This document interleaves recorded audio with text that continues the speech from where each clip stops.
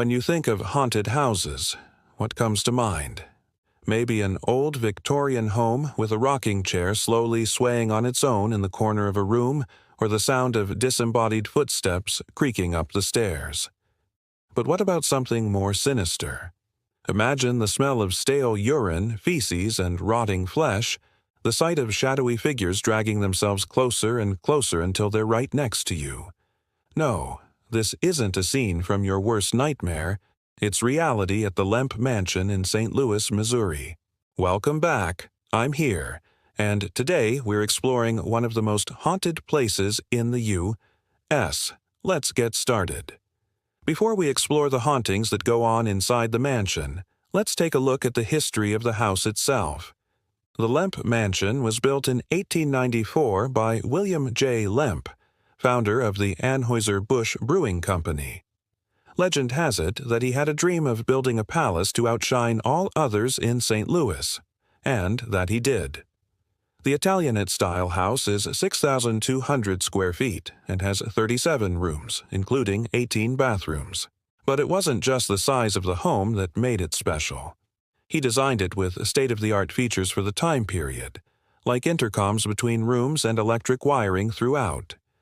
This attracted the attention of robber barons like Henry Ford, who came to see if there were any lessons he could learn for his factories. With the success of the first house, Lambe went on to build two more mansions, one in the suburbs and another in downtown St. Louis. But neither compares to the original. In 1901, Lambert passed away after accidentally shooting himself while target shooting. His son, William Jr., inherited the family fortune. If you've ever watched our videos on the Bell Witch or the Exorcism of Amityville, you may have heard the phrase, "Once a witch finds a new broom, she never leaves home." Well, something similar seems to have happened with William Lemp Jr. After inheriting his father's wealth, he decided to move into the family home. Now, before we go any further, I want to warn you that the events that occurred in this house are beyond disturbing. If you're sensitive to stories involving suicide, I would skip to the next chapter by clicking the timestamps below. In 1909, Lemp's wife, Elizabeth, gave birth to their daughter, Elsbeth, but she only lived for 3 months. A year later, in 1910, William Jr.'s brother, August, committed suicide. Then, just 2 years later, his mother died unexpectedly. Perhaps William Jr. was feeling depressed, or maybe he was simply lonely. Whatever the reason, he decided to end his own life.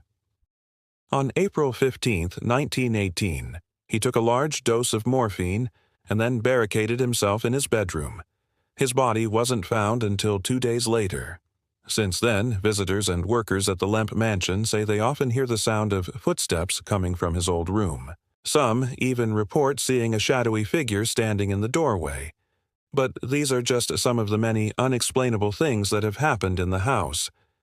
The next resident was another Lemp sibling named Edgar. While he didn't take his own life, he did kill another person. In 1921, he shot and killed his wife, Marie, then buried her in the backyard. He confessed his crime and was sentenced to life in prison. 3 years later, he took his own life by drinking a bottle of hydrochloric acid. While the police were able to find Marie's body, they never found Edgar's remains. Some believe he was buried along with his wife in the backyard. In 2010, during an investigation by Ghost Adventures, they used a ground-penetrating radar to search for Edgar's remains. Their search was successful, revealing a cavity that matched the size of a human body. Unfortunately, they didn't have permission to dig up the property and were forced to leave the site without answers. To this day, some guests claim to hear voices calling out for help in the middle of the night. Others say they feel compelled to walk through the house barefoot, as if drawn to it by an invisible force. But this is just where the story gets darker. Moving into the house after Edgar was his sister, Elsie. She struggled with alcoholism and became increasingly violent towards the people around her. Finally, on July 1929, she pulled out a pair of scissors and plunged them into the head of one of her servants, killing her. Elsie was tried and convicted of murder. While she was locked up awaiting her trial, she hung herself with a sheet. Her niece, also named Elsie, found her body and was so traumatized by what she saw that she ended up committing suicide as well. She jumped off the roof of the family home and was rushed to the hospital, where she died several days later.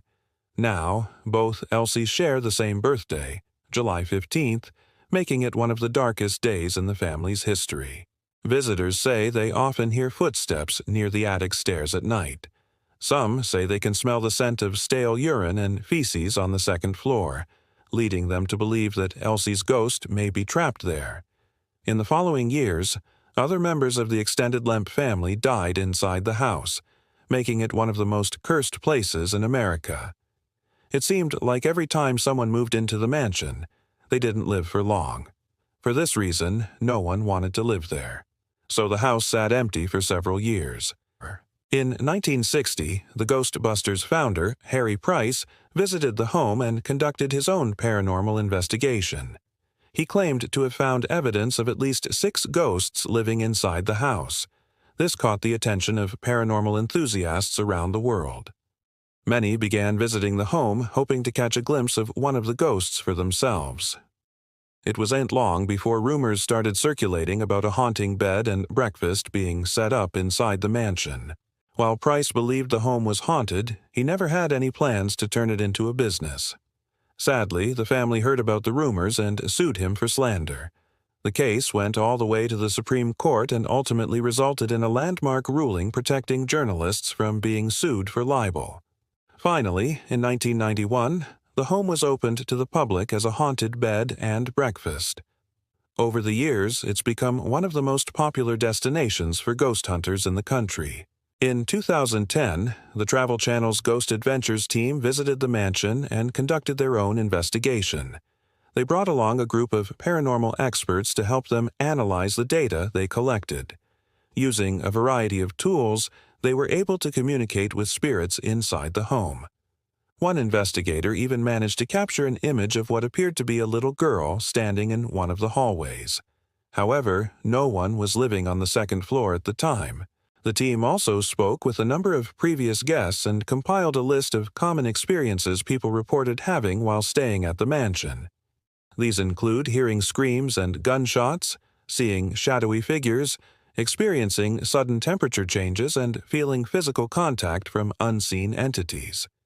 The investigation revealed that the top 3 haunted spots in the mansion are the Red Room, the Music Room, and the basement.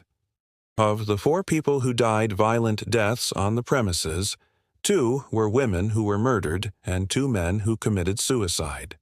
The team believes that these individuals are responsible for much of the violence that occurs in the home. So, is the Lemp Mansion really haunted? That's up for you to decide. What do you think? Let me know in the comments below. And while you're there, make sure to hit that subscribe button so you don't miss out on future episodes. And I'd also like to take a moment to say a special thank you to our supporters whose names you can see on screen right now. If you want to see your name on the screen and show the world your support for our spooky explorations into the unknown, join our membership program today. I'll see you next time.